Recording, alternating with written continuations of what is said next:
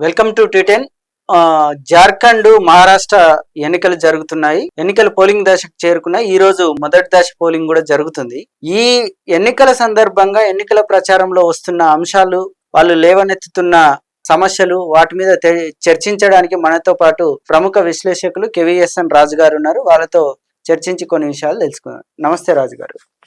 మహారాష్ట్ర జార్ఖండ్ ఎన్నికల ప్రచారంలో బీజేపీ నేతల స్పీచ్ల మీద, ప్రచారం మీద కాంగ్రెస్, మిగతా పార్టీలు ఎన్నికల సంఘానికి ఫిర్యాదు చేశాయి. అసలు వాళ్ళు ఎందుకు కంప్లైంట్ చేయాల్సి వచ్చింది? అందులో ఏముంది? మహారాష్ట్ర జార్ఖండ్ అసెంబ్లీ ఎన్నికలు జరుగుతున్నాయి. ఇప్పుడు జార్ఖండ్ లో 2 ఫేజుల్లో ఎన్నికలు జరుగుతున్నాయి.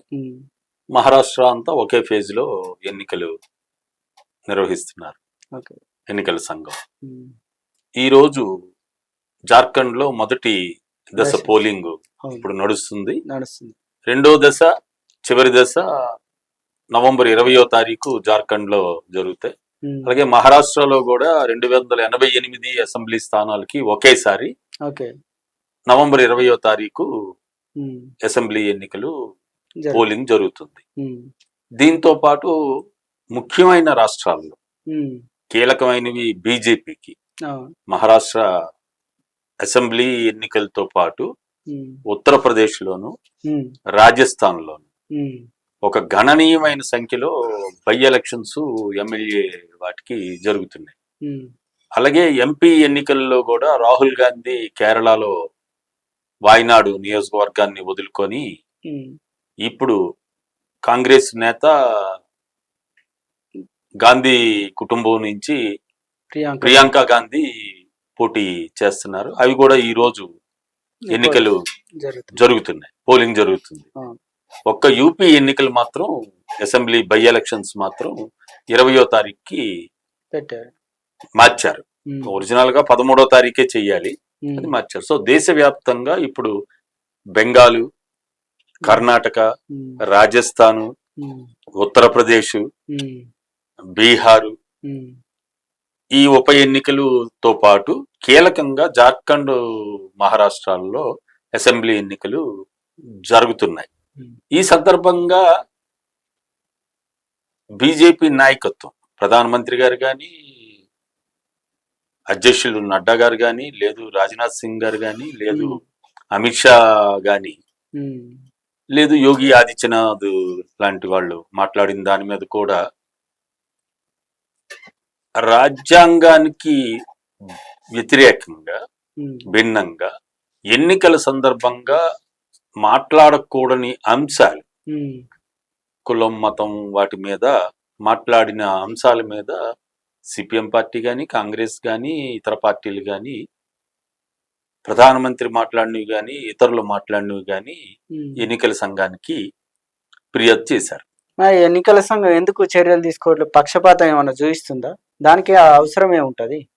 అంటే పక్షపాతం చూపిస్తుందా లేదా అన్నది చర్చ కాకుండా, అవి మాట్లాడకుండా కనీసం ఎన్నికల సంఘం జోక్యం చేసుకొని ఇక ముందైనా మీరు మాట్లాడకూడదని చెప్పాలి. కానీ అది కూడా చెప్పటం లేదు. అందుకే ఎన్నికల సంఘం మీద కూడా అనేక ఆరోపణలు వస్తున్నాయి. అది కూడా ఎన్నికల సంఘాన్ని కూడా బీజేపీ, మోడీ ప్రభుత్వం తనకి అనుకూలంగా మార్చుకొని తన మాట వినేటట్టు చేస్తుందని దానికి ఉదాహరణలు చాలా ఉన్నాయి. ఏం ఉదాహరణలు ఉన్నాయి? లేటెస్ట్ ఉదాహరణ మీరు మహారాష్ట్ర తీసుకోవాలి. మహారాష్ట్ర ఎన్నికలు హర్యానా ఎన్నికలతో పాటు జరగాలి, కానీ మహారాష్ట్ర ఎన్నికల సంఘం నిర్వహించలేదు. దాన్ని 2 నెలలు, లేకపోతే సెప్టెంబర్లో జరిగేవి ఎన్నికలు. సో ఎన్నికల సంఘం అది నిర్ణయం చేయకుండా మహారాష్ట్ర, దానికి కారణం ఏం చెప్పారు? జమ్మూ కాశ్మీర్ లో మేము ఎన్నికలు నిర్వహిస్తున్నాం కాబట్టి అక్కడ మాకు సాయుధ దళాలు ఎక్కువ అవసరం కాబట్టి ఇప్పుడు మహారాష్ట్రలో అందువలన ఆ ఎన్నికల్ని మేము ఇప్పుడు వాటితో పాటు నిర్వహించడం లేదు, హర్యానా, జమ్మూ కాశ్మీర్ తో అని చెప్పినాయి. అది నిజమే కావచ్చు కదా? అది నిజం కాదు. ఇప్పుడు ఒకే ఎన్నిక, దేశం ఒకే దేశం ఒకే ఎన్నికని మాట్లాడుతుంటే దానికి మేము అమలు చేస్తాం, రాబోయే పార్లమెంటు సమావేశాల్లో మేము ఆ బిల్లును ప్రవేశపెడతాం, ఇప్పటికే మా కమిటీ, రామ్నాథ్ కోవింద్ గారి కమిటీ సిఫారసు చేసింది. ఉమ్, అది సిఫారసు చేయలే, అది వేరే సబ్జెక్ట్. కానీ ఒకే దేశం ఒకే ఎన్నిక, ఉమ్, దాని వల్ల ఖర్చులు మిగులుతాయి, ఇవన్నీ చెప్తున్నప్పుడు అసలు భారతదేశానికి లోక్సభతో పాటు అన్ని రాష్ట్రాలకి ఎన్నికలు జరపాలని చెప్పినని చెయ్యగలం అని చెప్తున్న మోడీ ప్రభుత్వం, ఉమ్, ఎన్నికల సంఘం ఉమ్, మరి మహారాష్ట్ర ఎన్నికల్ని ఎందుకు పోస్ట్ అంటే 2 రాష్ట్రాలతో పాటు 3వ రాష్ట్రంలో ఎన్నికలు నిర్వహించలేకపోతే అసెంబ్లీ, అది కూడా ఉమ్, లోక్సభ ఎన్నికలు అయిపోయాయి. అవును. మరి ఏంటి కారణం అంటే ప్రభుత్వ ఒత్తిడికి లొంగినట్టే కదా. ఉమ్, నిర్వహించలేనంత స్థితిలో భారతదేశ సాయుధ బలగాలు ఉన్నాయా? 3 రాష్ట్రాలకు ఒకసారి మనం ఎన్నికలు నిర్వహించలేమా? మరి అది కదా. ఇవే మీకు అంటే ఇవే పక్షపాత ధోరణితో ఎన్నికల సంఘం కూడా వ్యవహరిస్తుంది ఇతర ఏజెన్సీలాగా. ఉమ్, ఇక్కడే ఇంకోటి కూడా చెప్పొచ్చు. ఈరోజు పోలింగ్ జరుగుతుంది అవును. జార్ఖండ్ లో. ఉమ్, మరి బంగ్లాదేశ్ చొరబాటుదారుల దాని మీద ఈరోజు ఈడీ జార్ఖండ్ లో రైట్స్ జరుపుతున్నాయి. ED okay. ఎన్ఫోర్స్మెంట్ డైరెక్టరేట్ దీని ఏది నిదర్శనం? అలాగే బెంగాల్లో ఉప ఎన్నికలు ఉన్నాయి. బెంగాల్ జార్ఖండ్ కలిపి ఇప్పుడు బంగ్లాదేశ్ నుండి చొరబాటుదారుల మీద మేము ఈడీ రైట్స్ చేస్తున్నారని చెప్పి. అవును. చొరబాటుదారుల మీద ఈడీ రైట్స్ చేసి వాళ్ళని కట్టడి చేసి శిక్షిస్తే పట్టుకుంటే దేశానికి మంచిదే కదా. చాలా మంచిది. కానీ అది 365 రోజులు చేయకుండా ఉమ్, ఎన్నికల రోజు, ఎన్నికల ముందు రోజు, ఎన్నికల రోజు ఓకే. ఎందుకు అప్పుడు గుర్తొచ్చేది ఏజెన్సీస్ కి? అందువల్ల అవి ఆ చర్చల్లోకి మనం వెళితే అదొక చర్చ అవుతుంది. ఉమ్, కానీ విషయం తెలుసుకోవాల్సింది ఏంటంటే మోడీ ప్రభుత్వం వచ్చిన తర్వాత సంస్థలన్నిటినీ ఉమ్, తన గుప్పిట్లో పెట్టుకున్నారు. మోడీ చెప్పు చేతల్లో ఇవన్నీ ఉన్నాయి అన్నది అనేక ఉదాహరణల్లో అనేక వాటితో చెప్పొచ్చు. వాటికి నిదర్శనాలు ఇప్పుడు నేను అందుకే మీకు లేటెస్ట్ మహారాష్ట్ర ఎన్నికల గురించి చెప్పాను. అలాగే సిబిఐ రైట్స్, ఉమ్, లేదు ఈడీ రైట్స్, ఉమ్, లేదు ఐటీ రైట్స్. ఉమ్, ఎందుకు ప్రతిపక్ష పార్టీల వాళ్ళకి సంబంధించిన వాళ్ళ మీద జరుగుతున్నాయి అంటే భారతదేశంలో బీజేపీలో ఒక్క ఎమ్మెల్యే కూడా, ఒక్క మంత్రి కూడా, ఒక్క ఎంపీ కూడా అవినీతికి పాల్పడలేదా? లేదు అక్రమంగా ఆస్తులు సంపాదించలేదా? ఉమ్, మరి ఎందుకు రైడ్ అవటం లేదు? వాళ్ళ మీద కేసులు బీజేపీలో జాయిన్ అయితే ఎందుకు కేసులు పక్కకి వెళ్తున్నాయి? అంతవరకు వాళ్ళు ఇతర పార్టీల్లో ఉన్నప్పుడు ఉన్నాయి. దానికి బోల్డ్ ఉదాహరణలు ఉన్నాయి. ఇప్పుడు అనేక కేసులు ఉన్న వాళ్ళు ఉమ్, బీజేపీలో జాయిన్ అయిన తర్వాత ఈవెన్ ముఖ్యమంత్రి హోదాలో ఉన్నారు. ఇప్పుడు అస్సాం ముఖ్యమంత్రి అదే, లేకపోతే ఇతర మంత్రులు, ఎంపీలు, ఎమ్మెల్యేలు అదే. మన తెలుగు రాష్ట్రాల్లో కూడా తీసుకోవచ్చు అట్లా. ఉమ్, అంటే మా దగ్గరికి వస్తే అందుకే వాషింగ్ మిషన్ అని వాడుతున్నారు. అంటే మురికంతా బీజేపీలో చేరితే పోతుందా? కేసులన్నీ బీజేపీలో చేరితే మురిగిపోతాయా? శుద్ధమైపోతారా? అందువల్ల ఇది ఆల్రెడీ మీకు ఈ 10 ఏళ్లలో జరుగుతున్న అనేక ఘటనల్లో ఉమ్, అనేక ఉదాహరణలు కూడా ఉన్నాయి.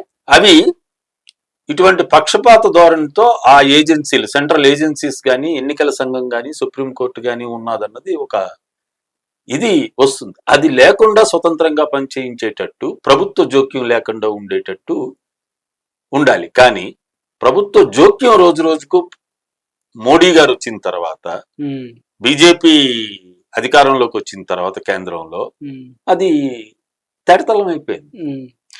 ఇప్పుడు కులగణన చెయ్యాలి, బీసీ గణన కావాలి అని అంటే బీసీ గణన వల్ల సమాజం విభజించబడుతుంది, అది విచ్ఛిన్నం అవుతుంది, దానివల్ల ప్రమాదం ఉంది అని చెప్పి స్వయంగా ప్రధాని హోదాలో మోడీ గారు చెప్తున్నారు. అదేమన్నా అబద్ధమా? తప్పేం కాదు కదా. నిజంగానే సమాజం చీల్చకుండా ఉండడం కోసం లెక్క అవసరం లేదు కదా. జనగణనలో భాగంగా ఉమ్, కులగణన కూడా చేపట్టాలి అని చెప్పినాను. ఉమ్, ఇప్పటికే అనేక రాష్ట్రాల్లో అవి కులగణన కూడా చేపడతా ఉన్నారు. బీహార్ ఆల్రెడీ కులగణన అయిపోయి కులగణన ద్వారా వాళ్ళు కులాల వారి విభజించి సేకరించి సమాచారం కూడా బయట పెట్టారు. ఉమ్, ఇప్పుడు కర్ణాటక కూడా ఆల్రెడీ కులగణన అయిపోయిందని చెప్పినాయి. ఇప్పుడు తెలంగాణలో కూడా అది చేస్తున్నారు. అవును. అందువల్ల సెన్సస్ ఉమ్, గత ప్రతి 10 సంవత్సరాలకి జరిగే సెన్సస్ లో, జనగణనలో ఉమ్, కులగణన కూడా చేర్చాలి. అందువలన మీకు మొత్తం సామాజికంగా ఎవరెవరు ఎంత ఉన్నారు, వాళ్ళ ఆర్థిక స్థితిగతులు ఏంటి, సామాజిక స్థితిగతులు ఏంటి అన్నది తెలుస్తుంది. కులగణన జనగణన జరిగితే ఇవన్నీ అంశాలు వస్తాయి. దాని ద్వారా ప్రభుత్వం వాటిని ఎట్లా పైకి తీసుకురావడానికి ప్రయత్నించాలి అన్నది జరుగుతుంది. అందువల్ల కులగణన వల్ల ప్రజల మధ్య ఐక్యత దెబ్బతిండడం, ప్రజల మధ్య చిచ్చు రావడం అన్నది జరగదు. కులగణన ఆల్రెడీ అనేక ఉదాహరణలతో ఉన్నాయి, ఇప్పుడు కొత్తగా వచ్చింది ఏం కాదు. ఎందుకంటే మనకి రిజర్వేషన్స్ అన్నది మీకు రాజ్యాంగంలో ఎస్సీ ఎస్టీ, మరి ఎస్సీ ఎస్టీ కులగణన చేయకుండా మీకు వాళ్ళకి రిజర్వేషన్స్ పెంచాలా తగ్గించాలా అన్నది ఎలాగొస్తుంది? అది కాదు, ఇప్పుడు అట్లాగే బీసీలకు కూడా మీకు రిజర్వేషన్స్ వచ్చాయి. మరి బీసీలో ఆల్రెడీ ఏబిసిడీలుగా ఉన్నాయి, ఇప్పుడు ఎస్సీలో ఏబిసిడీలుగా వచ్చాయి. మరి ఇవన్నీ ఎట్లా తెలుస్తాయి? కులగణన జరిగితే దాని ద్వారా ఎవరెవరు ఎంత ఉన్నారు, ఎవరెవరి పరిస్థితి ఎట్లా ఉంది అన్నది తెలుస్తుంది. దీని మధ్య ఐక్యత రాదు, ఐక్యత చెడిపోదు, ఐక్యత ఇంకా పెరుగుతుంది. ఎట్లా పెరుగుతుంది అని అంటే ప్రభుత్వం వెనకబడిన వాళ్ళకి సామాజికంగా గాని ఆర్థికంగా గాని వాళ్ళని పైకి తీసుకురావడానికి తీసుకున్న చర్యల వల్ల వాళ్ళు ఎదుగుతారు. అందువలన అది ఒక విధంగా వాళ్ళ మధ్య ఉన్న అసమానతలు, సామాజిక అసమానతలు గాని ఆర్థిక అసమానతలు గాని వాటిని తగ్గించడానికి ఈ కులగణన ఉపయోగపడుతుంది తప్ప దీనివల్ల ఇంకా చీలికలు వస్తాయి, దీనివల్ల ఐక్యత దెబ్బతింటుంది అని అనుకోవడం అన్నది అది అంటే మోడీ గారికి అనుకూలంగా ఉంటే, బీజేపీకి అనుకూలంగా ఉంటే ఇవన్నీ చేపడతారు. ఇది దీనికే ఉదాహరణ. మీకు మొన్న జార్ఖండ్ ఎన్నికల సందర్భంగా మీకు అమిత్ షా గారు మాట్లాడింది అదే. మరి యూసీసీ అన్నారు, మేము దాన్ని గిరిజనులకి వర్తింపజేయమని చెప్తున్నారు. మరి అదేంటది? అందువలన మీకు వాళ్ళకి అనుకూలంగా ఉండి ఎన్నికలప్పుడు ఇవి వస్తున్నాయి, అవి రాకూడదని అసలు యూసీసీని వ్యతిరేకిస్తుంది. ఎందుకనంటే దాన్ని మత ప్రాతిపదికన కాకుండా దాన్ని ఒక ప్రజల మధ్య చీలికని తీసుకురావడానికి దోహదపడేది కాబట్టి దాన్ని తేల్చాలని చెప్తున్నాను. కానీ మేము అమలు చేస్తామని అంటున్నారు. మరి దాంట్లో గిరిజనులు పక్కన పెడతా ఉంటున్నారు, గిరిజనులకు మినహాయింపిస్తా ఉంటున్నారు. ఇవే మీకు వస్తుంది. సమాజంలో ప్రజల్లో విభజించే కుట్ర చెయ్యము, విభజించే అందరూ ఐక్యంగా ఉండాల్సిందే అనేది మోడీ గారు చెప్పారు. దానికి అది కరెక్టే కదా, సమాజాన్ని విభజించకుండా ఐక్యంగా ఉంచడం మంచిదే కదా. మోడీ గారు చెప్పే మాటలు వినొద్దు, అయిపోయింది. ఇప్పుడు ఆయన మాటలు చెప్తారు తప్ప చేతల ప్రధాని కాదు అన్నది తేలిపోయింది మొన్న లోక్సభ ఎన్నికల్లో కూడా. అందువల్ల మోడీ గారు ఏదైనా మాట్లాడతారు, కానీ ఆచరణ ఏం చేస్తున్నారు? ఆచరణలో ఆయన ఏమి ఆచరణ, ఎందుకంటే ఆయన ప్రధాని, ఆయన ఏమి ప్రతిపక్ష నాయకులు కాదు. వాళ్ళ పార్టీ ప్రతిపక్షంలో లేదు, అధికారంలో ఉంది. అందువల్ల ఆయన మాట్లాడేది ఎన్నికల సందర్భంగా మాట్లాడినా, వాగ్దానాలు ఇచ్చిన ఆయన ఒక అధికారం ఉన్న వ్యక్తి అన్నది మర్చిపోతున్నారు. ఆయన ఏదైనా మాట్లాడతామని చెప్తున్నారు, ఏదైనా మాట్లాడతామన్నది ఇది నిదర్శనం. ఇది లేకపోతే విభజన వస్తుందని ఎలా చెప్తారు? ఇంతకుముందు బీజేపీ స్టాండ్ ఏంటి కులగణన మీద, మరి అది చెప్పాలి కదా. అది మరి ఇప్పుడు ఎందుకు మారుతుంది? అందువల్ల ఆ చర్చలు కాదు, అసలు మోడీ గారు మాట్లాడింది ఎన్నికల సందర్భంగా. అసలు జనగణన చేపట్టవలసింది ఎవరు? కేంద్ర ప్రభుత్వం. అందులో కులగణన డిమాండ్ వచ్చింది, దాని మీద తేల్చాలి. నెక్స్ట్ 21లో జరగాలి జనగణన, సెన్సస్ అంటాం. మరి 21 అయిపోయింది, 22, 23, 24, ఇప్పుడు 25లో చేపడతామని అని చెప్తున్నారు. మరి చేపడితే అందులో కులగణన చేర్చమని చెప్తున్నారు. మరి దాని మీద ఆయన ఇప్పుడు ఎన్నికల సందర్భంగా చెప్పడం కాదు, ఆయన ఇప్పుడు తేల్చాలి. ఇప్పుడు కేంద్ర ప్రభుత్వమే దాన్ని చెయ్యాలి, కేంద్ర ప్రభుత్వం చేపట్టాలి. ఇప్పుడు మహారాష్ట్ర ఎన్నికల్లో ఇప్పుడు 2 కూటములు ప్రధానంగా ఉన్నాయి. అసలు ఎన్డీఏ కూటమికి ఉన్న సీఎం అభ్యర్థి ఎవరు, కాంగ్రెస్ ఎన్డీఏ కూటమికి ఉన్న అభ్యర్థి ఎవరు, ఇంతకు ఎట్లా జరుగుతుంది ఆడ?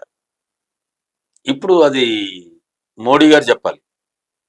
ఎందుకంటే ఇంతకుముందు మోడీ గారు కానీ కేంద్రంలో బీజేపీ నాయకులు కానీ మీరెవరు ప్రధాని, మీకు ప్రధాని ఎవరు అని అన్నారు, కూటమిని ప్రశ్నించారు. ఇప్పుడు మహారాష్ట్ర ఎన్నికల్లో ప్రధాని ఎవరు, ముఖ్యమంత్రి ఎవరు, ఎందుకు మరి ప్రకటించలేదు? ఇప్పుడున్న షిండే గారు ముఖ్యమంత్రిగా ఉన్నారు మహాయుత్ తరపున. బీజేపీ ఎన్సీపీ చీలిక వర్గం శివసేన చీలిక వర్గం కలిపి శివసేన చీలిక వర్గం నాయకుడని షిండే గారు ముఖ్యమంత్రిగా ఉన్నారు. మరి ఆయన్ని ప్రకటించవచ్చు కదా, ఎందుకు ప్రకటించలేదు? మేము ఎన్నికల తర్వాత ప్రకటిస్తాం అంటే వాళ్ళు తేల్చుకోలేదు. అసలు గందరగోళం బీజేపీలోనూ మహాయుత్ కూటమిలోనే ఉందని చెప్పిన. ఇంకా చెప్తే గతంలో 2019లో శివసేన ఏకండిగా ఉంది, బీజేపీ కలిసి అసెంబ్లీ ఎన్నికల్లో పోటీ చేశారు. ఇద్దరికీ కలిపి మెజారిటీ సీట్లు వచ్చాయి. అంటే 288 సీట్లలో మెజారిటీ ప్రభుత్వం ఏర్పరచడానికి కావాల్సిన సీట్లు వచ్చాయి. కానీ అప్పుడు ఎన్నికలప్పుడు ముఖ్యమంత్రి శివసేనకి ఇస్తామని బీజేపీ ఒప్పుకుంది. ఎన్నికల తర్వాత మేము ఇవ్వమని చెప్పారు. ఎందుకంటే మాకు 105 సీట్లు వచ్చాయి, శివసేనకి 67 వచ్చాయి కాబట్టి మేము కాదు అని చెప్పిన. అంటే అర్థం ఏంటి? అందుకే శివసేన బీజేపీతో కాకుండా ఎన్సీపీ కాంగ్రెస్ తో కలిపి మహావికాస్ అఘాడీ అని చెప్పినని 2019లో ప్రభుత్వాన్ని ఏర్పరిచింది. తర్వాత దాన్ని చీల్చారు, శివసేనని చీల్చారు, షిండే బయటకు వచ్చారు. అలాగే ఎన్సీపీ నుంచి అజిత్ పవార్ ని చేసి 2 పార్టీలను చీల్చి ఇప్పుడు అధికారంలో ఉన్నది శివసేన కాంగ్రెస్ ఎన్సీపీ కాదు. ఎన్సీపీ చీలిక వర్గం, శివసేన చీలిక వర్గం, బీజేపీ. అంటే బీజేపీ భాగస్వామిగా ఉన్న ప్రభుత్వం నడుస్తుంది. మరి వాళ్ళు చేయటం లేదు. ఎందుకు చేయటం లేదని అంటే అక్కడ సర్దుబాటు కాలేదు. అందువల్ల మోడీ గారు బీజేపీ ఏదైనా మాట్లాడతారు, వాళ్ళకి అనుకూలంగా ఉన్న అంశం చెప్తారు. ఇప్పుడు వాళ్ళు ఎందుకు తేల్చలేదు? మా మహాయుతి ముఖ్యమంత్రి అభ్యర్థినా అని మహారాష్ట్ర ఎన్నికల్లో చెప్పలేదు కదా. మరి ఇప్పుడు రాష్ట్రంలో మాఫియా ఉండకూడదంటే, మాఫియాని యముడి దగ్గరికి పంపించాలంటే ఖచ్చితంగా బీజేపీని దాని కూటమిని గెలిపించాలి అని యోగి గారు జార్ఖండ్ ఎన్నికల ప్రచారంలో చెప్పాడు. ఆ మాఫియాను నిర్మూలించడము రాష్ట్రానికి కానీ దేశానికి కానీ మంచిదే అవుతుంది కదా. ఆయన ప్రచారాలు హెడ్ స్పీచ్ అని ఎట్లా చెప్తారు మీరు? అసలు ఆ పని ప్రభుత్వాలు చేస్తూనే ఉండాలి నిరంతరం. సంఘ వ్యతిరేక శక్తులు ఏవైతే ఉన్నాయో, ఏ రాష్ట్రంలో ఉన్నాయో, ఏ ప్రాంతంలో ఉన్నాయో, ఆ సంఘ వ్యతిరేక శక్తుల్ని అణిచివేసేది, నిర్మూలించేది, నిరోధించేది ప్రభుత్వ బాధ్యత. ఎవరు అధికారంలో ఉన్నారన్నది కాదు. ఎన్నికల సందర్భంగా మాట్లాడడం అసమంజసం కాదు. ఆయన చెప్పింది ఏంటంటే అక్కడ ఓ ప్రభుత్వం ఉంది, ఇక్కడ ఓ ప్రభుత్వం ఉంది, డబుల్ ఇంజన్ సర్కార్ వస్తే మేము చేస్తామని అది కదా. దేశంలో సగానికి పైగా రాష్ట్రాల్లో డబుల్ ఇంజన్ సర్కారే ఉంది. మరి అక్కడ మాఫియాల్ని నిర్మూలించారా, నిరోధించారా, పెరిగిందా మాఫియా, ఇది తగ్గిందా అన్నది ఘటన. తగ్గించామా? డబుల్ ఇంజన్ సర్కార్ లో ఉన్నప్పుడు తగ్గించాము, ఇక్కడ కూడా తీసుకురండి అనే కదా అడుగుతుంది. ఎన్నికల సందర్భంగా అనేకం మాట్లాడుతుంటారు. చేసిందేంటి? ఇప్పుడు మహారాష్ట్రలో మరి వాళ్లే అధికారంలో ఉన్నారు 2.5 సంవత్సరాల నుంచి. 22 నుంచి వాళ్లే అధికారంలో ఉన్నారు 2 పార్టీలను చీల్చి. మరి అక్కడ ఎందుకు మాట్లాడటం లేదు? జార్ఖండ్ లో ఎందుకు మాట్లాడుతున్నారు? జార్ఖండ్ లో ఇప్పుడు అనేక ఘటనలు ఉన్నాయి. ఎన్నికల సందర్భంగా ఆ ప్రభుత్వాల్ని, ప్రతిపక్ష పార్టీలు అధికారంలో ఉన్న పార్టీల్ని చీల్చడం. ఇప్పుడు జార్ఖండ్ లో అదే జరిగింది. అది కాదు, ఇప్పుడు డబుల్ ఇంజన్ సర్కార్ లో మాఫియాను నిర్మూలిస్తాం అన్నారు. ఇప్పుడు గుజరాత్ లో నిర్మూలించారు కదా. గుజరాత్ లో నిర్మూలించారు లేదు, తీయమనండి లెక్కలు. అవి లెక్కల్లో తీస్తే తెలుస్తుంది. అసలు దేశవ్యాప్తంగా మాఫియాలు దేశవ్యాప్తంగా ఉన్నవి. మరి గత 10 ఏళ్లుగా అధికారంలో ఉన్నారు. ఇప్పుడు 3వసారి అధికారంలోకి వచ్చి ఎన్డీఏ కూటమిగా అధికారంలో ఉన్నారు. మరి ఎంత ఉంది? అందువల్ల ఎన్నికల సందర్భంగా మాట్లాడడం కాదు, ఈ అంశం నిరంతరం ప్రభుత్వాలు చేపట్టవలసిన అంశం. అది దానివల్ల ప్రజలకు ఇబ్బంది. ఆ ఇబ్బందిని మేము నిరోధిస్తున్నాం అన్నది చెప్పాలి అంకెలతో సహా. కానీ రాష్ట్ర ప్రభుత్వం ప్రతిపక్షంలో ఉండి బీజేపీది కాకపోతే ఇది అంశం వస్తుంది. ఇదే కదా మాట్లాడుకోవడం. ఇది ఒక అధికార హోదా. నేను అందుకే అన్నాను, ప్రధానమంత్రిగా ఉన్నారు ఆయన. యోగి ఆదిత్యనాథ్ ఒక పెద్ద రాష్ట్రానికి ముఖ్యమంత్రిగా ఉన్నారు, లేదు కేంద్ర హోంమంత్రి అవ్వచ్చు, లేదు కేంద్ర మంత్రులు అవ్వచ్చు. వీళ్ళు మాట్లాడేటప్పుడు ఆ బాధ్యతతో మాట్లాడాలి. మాట్లాడకుండా ప్రజల మధ్య చీలికలు తెచ్చే అంశాలు ఎన్నికల సందర్భంగా ఉండకూడదు. అది అందులో ఇవి. నెక్స్ట్, ప్రజలకి సంబంధం ఏముంది? ప్రతిపక్ష పార్టీలు అడ్డుకోవద్దని చెప్తున్నాయి మాఫియాల్ని. మాఫియాలను ఎంకరేజ్ చేస్తే కేంద్ర ప్రభుత్వం ఏం చేస్తుంది? రాష్ట్ర ప్రభుత్వాలు ఎంకరేజ్ చేస్తుంటే మరి కేంద్ర ప్రభుత్వం జోక్యం చేసుకోవాలి కదా.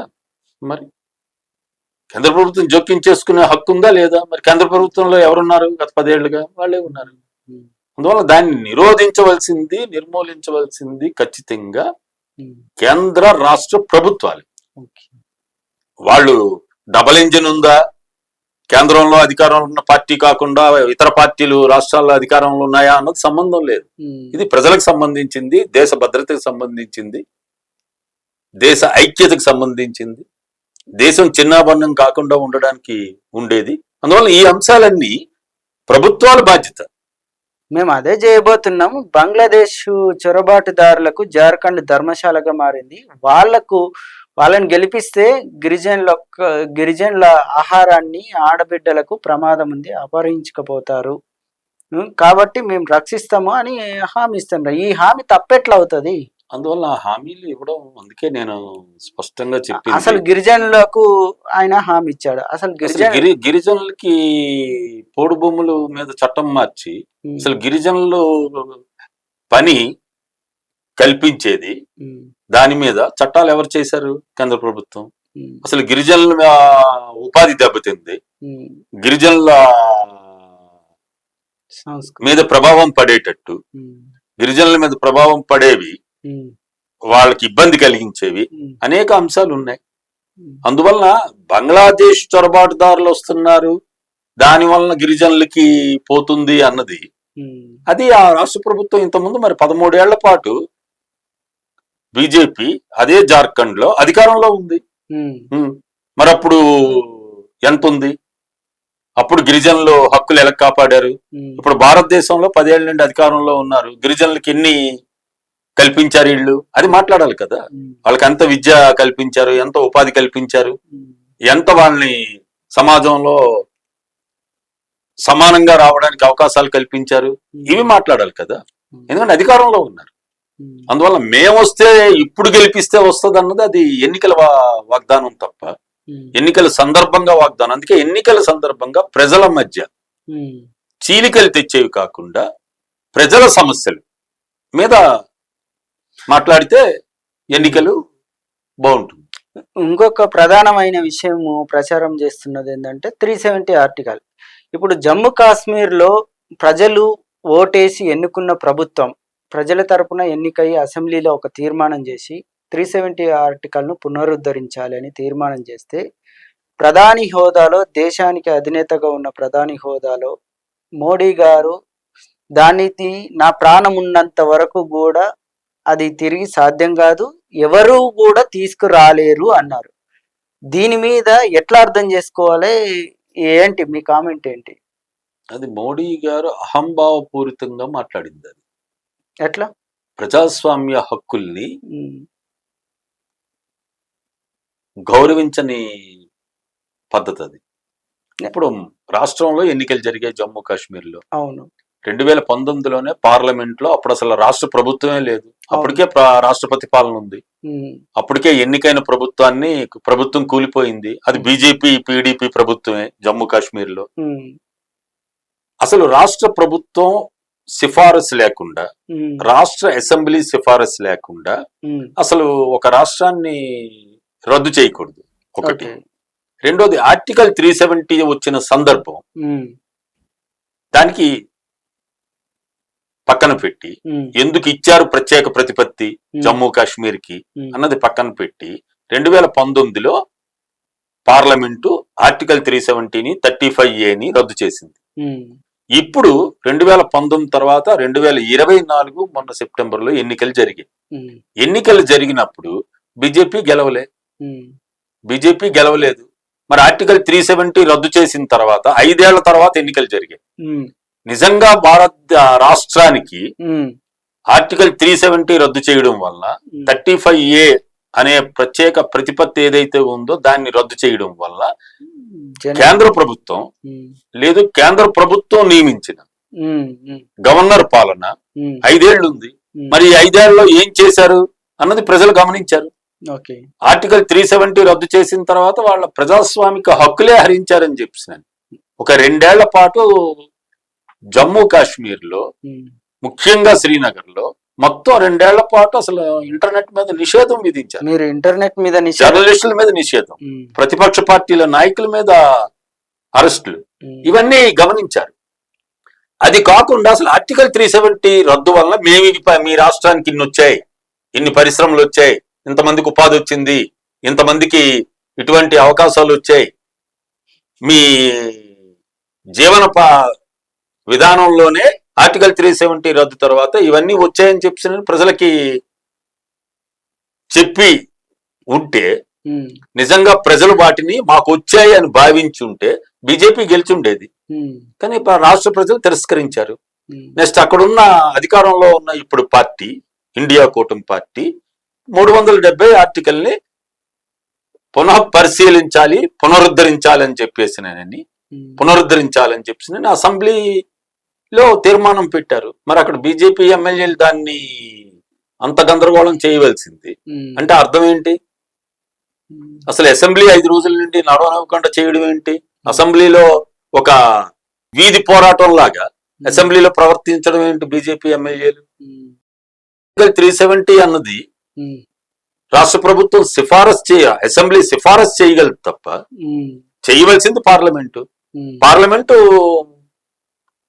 ఇప్పుడు ప్రభుత్వం ఎన్డీఏ ప్రభుత్వం బీజేపీ నాయకత్వాన్ని ఉంది. మరి అందువలన దానికి ప్రధానమంత్రి గారు మాట్లాడింది కూడా అసందర్భం. అది నేను బ్రతికుండగా రాదు అంటే ఈయన మనకేమైనా లైఫ్ టైం ప్రైమ్ మినిస్టర్ కాదు కదా. ఇప్పటికే వీళ్ళు మైనార్టీ ప్రభుత్వం, కూటమి ప్రభుత్వం, ఇది బీజేపీ ప్రభుత్వం కాదు. మరి రేపు 29లో ఏం జరుగుతుందో అసలు ప్రజలు కోరుకుంటే, ప్రజల ప్రజాస్వామిక హక్కు మా స్వయం ప్రతిపత్తి ఉండాలి అని కోరుకుంటే ఇవ్వాల్సిన బాధ్యత కేంద్ర ప్రభుత్వానికి ఉంది. మరి అలాగే కదా తెలంగాణ ఏర్పడింది, అందుకే జార్ఖండ్ ఏర్పడింది అప్పుడు బీజేపీ చేసింది, తర్వాత కాంగ్రెస్ యూపీఏ ప్రభుత్వం చేసింది తెలంగాణ. ప్రజలు కోరుకున్నారు, తెలంగాణ ప్రజలు కోరుకున్నారు. దాని మీద ఇప్పుడు ఆర్టికల్ 370 ఇప్పుడు అధికారంలో ఉన్న జమ్మూ కాశ్మీర్ లో అధికారంలో ఉన్న పార్టీ మీకు అసెంబ్లీలో తీర్మానం పెడితే ప్రధానమంత్రి అట్లా మాట్లాడటం ఏంటి? అది ఎన్నికల సందర్భంగా అంటే ఒక మతాన్ని ప్రజల మధ్య చీలికలు తెచ్చేవి మాట్లాడకూడదు కదా.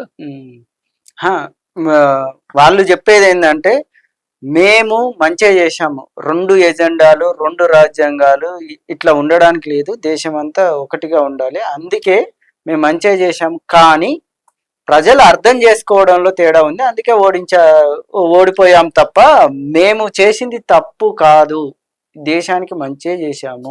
అందుకే మోడీ గారి మన్ కీ బాత్ ఉంటుంది తప్ప జన్ కీ బాత్ ఉండదు. ఆయన వినరు, ఆయన చెప్తారు. అందుకే భారతదేశంలో ప్రధానమంత్రిగా ఒక్క ప్రెస్ మీట్ నిర్వహించని వారు ఎవరు ఉన్నారు అని అంటే మన మోడీ గారే.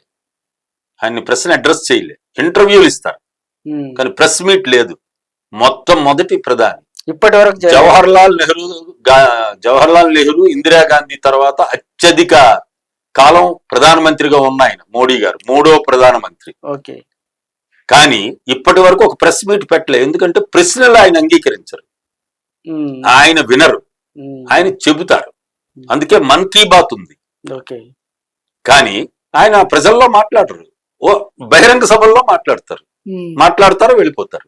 అంటే మోడీ గారు మాట్లాడింది వినాలి తప్ప ఇప్పుడు ఇదే మీరు అన్నది అదే. ఆర్టికల్ 370 ద్వారా నిజంగా మంచి జరిగితే ప్రజలు దాన్ని అంగీకరిస్తారు కదా. ప్రజలు దాన్ని తీసుకొచ్చిన పార్టీకి బ్రహ్మరథం పడతారు కదా. ఎందుకు పట్టలేదు? ఈవెన్ జమ్మూలో కూడా బీజేపీ అనుకున్న స్థానాలు గెలవలే. ఎందుకు గెలవలేదు? మరి హిందువులు పోనీ అనుకుంటే అంటే అక్కడ జమ్మూ కాశ్మీర్ ప్రజలు కూడా హిందువులు ముస్లింల మధ్య ఐక్యత కోరుకున్నారు తప్ప కలిసి ఉండాలని కోరుకున్నారు తప్ప వాళ్ళ మధ్య వైషమ్యాలు, వాళ్ళ మధ్య విభజన వీళ్ళు సృష్టిస్తుంది. అసలు బీజేపీ సిద్ధాంతం అది, బీజేపీని నడిపిస్తున్న ఆర్ఎస్ఎస్ సిద్ధాంతం అది. అందువల్ల ప్రజల మధ్య చీలికలు. ఇప్పుడు మీకు మణిపూర్ ఘటన, మరి అసలు ప్రధానమంత్రిగా ఉండి భారతదేశంలో భాగమైన మణిపూర్ లో మీకు గత వన్ ఇయర్ నుంచి 2 గ్రూపుల మధ్య జరిగితే మరి ప్రధానమంత్రి గారికి ఒక్కరోజు అక్కడికి వెళ్ళే తీరిక లేదు. ఎందుకు అని అంటే వీళ్ళ సిద్ధాంతం అది, ప్రజల మధ్య చీలికలు ఉండాలి, ప్రజల సమస్యల మీద స్పందించకూడదు, ప్రజల వాళ్ళ రోజువారీ సమస్యలు, వాళ్ళ జీవిత సమస్యలు, వాటి వైపు వెళ్ళకూడదు, వాళ్ళ మధ్య చీలికలు ఉండాలి అన్నది వీళ్ళ సిద్ధాంతం అది. అందుకే ఇప్పుడు వీళ్ళు చెప్తున్నారు, ఇప్పుడు ఐక్యత అని మాట్లాడుతున్నారు. ఐక్యత ఎవరి మధ్య ఉండాలట? హిందువుల మధ్య ఐక్యత ఉండాలట. ఇదేంటిది? భారతదేశం హిందువులు ఒక్కరే కాదు కదా, భిన్న సంస్కృతులు, భిన్న జాతులు, భిన్న మతాలు ఉన్న భారతదేశం. అందుకే మన భారతదేశానికి ప్రత్యేకంగా ఉంది భిన్నత్వంలో ఏకత్వం. ఇప్పుడు బీసీల అందుకే మీకు అటువంటి రాజ్యాంగాన్ని 40 ఏళ్ళు తీసుకురాబట్టే, ఆ రాజ్యాంగాన్ని ఇప్పటికీ మనం కాపాడుకోబట్టే, ఆ రాజ్యాంగం ప్రసాదించిన హక్కులన్నీ ఇప్పుడు భారతదేశంలో 74 ఏళ్ళు అయినా, 77 ఏళ్ళు స్వాతంత్రం వచ్చి 77 ఏళ్ళు అయినా, లేదు రాజ్యాంగం వచ్చి 75 ఏళ్ళు అయినా భారతదేశం ఇంకా ఐక్యతగా ఉంది అని అంటే కారణం మన భిన్నత్వంలో మనం ఏకత్వం. కానీ ఇప్పుడు ఆ భిన్నత్వాన్ని ఉపయోగించుకొని వాటి ద్వారా ఏకత్వాన్ని దెబ్బ కొట్టాలి అన్నది ఇప్పుడు బీజేపీ సిద్ధాంతం, ఆర్ఎస్ఎస్ సిద్ధాంతం. అదే హిందుత్వాన్ని తీసుకొచ్చారు. అందుకే ఆ చర్చల్లోకి నేను వెళ్తాను. కానీ ఎన్నికల సందర్భంగా ఇవి తీసుకొస్తున్నారు, ఎన్నికల సందర్భంగా తీసుకొస్తున్నారు. అలాగే వీళ్ళ పాలనలో, రోజువారీ పాలనలో కూడా అటువైపు పాలనని కేంద్రీకరిస్తున్నారు. అందుకే ప్రజల సమస్యలు రోజు రోజుకి పెరుగుతుంది. అది మీరు ధరల సమస్య అవ్వచ్చు, ఉపాధి సమస్య అవ్వచ్చు, లేదు మన భారతదేశం మేక్ ఇన్ ఇండియా కాకపోవడానికి, పారిశ్రామికంగా అభివృద్ధి చెందకపోవడానికి, లేదు అనేక ప్రాజెక్టుల్లో రాకపోవడానికి వీళ్ళ దృష్టి ఇటువైపు ఉంది తప్ప అటువైపు లేదు. అందువల్ల ఇవన్నీ మీకు 10 ఏళ్ళు అయింది బుల్లెట్ ట్రైన్, ఎందుకు రాలేదు? 10 ఏళ్ళు అయింది. సో ఇట్లా తీసుకుంటే మీకు అనేక అంశాలు ఉన్నాయి.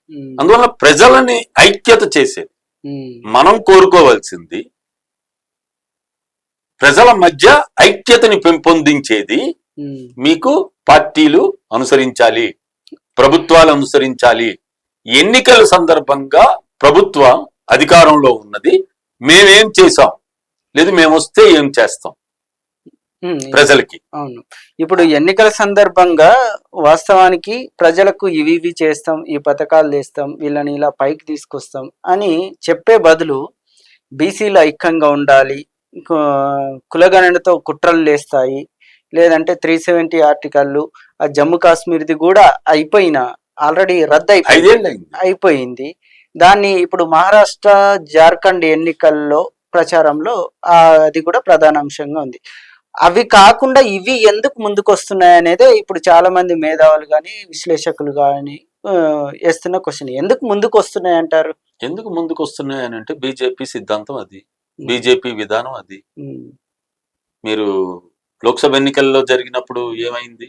అంతకుముందు హర్యానా, జమ్మూ కాశ్మీర్ లో ఎన్నికలప్పుడు ఏం ప్రచారం పెట్టారు? ఇప్పుడు జార్ఖండ్, మహారాష్ట్ర ఎన్నికల సందర్భం కూడా అదే వస్తుంది. అంటే బీజేపీ కోరుకుంటుంది, బీజేపీ సిద్ధాంతం ప్రజల సమస్యల మీద మాకు హామీలు తప్ప మేము దాన్ని కాదు, ప్రజల ఐక్యతని దెబ్బ కొట్టేది, ప్రజల మధ్య చీలికలు తెచ్చేది, అది మతం అవ్వచ్చు. ఐక్యంగా ఉండమని మోడీ చెప్తున్నారు, మీరేమో దెబ్బ కొడుతున్నారు అని మీరు అంటున్నారు. మీకు స్పష్టంగా చెప్పాను, మోడీ మాట్లాడింది వద్దు, మోడీ ఆచరణది తీయండి.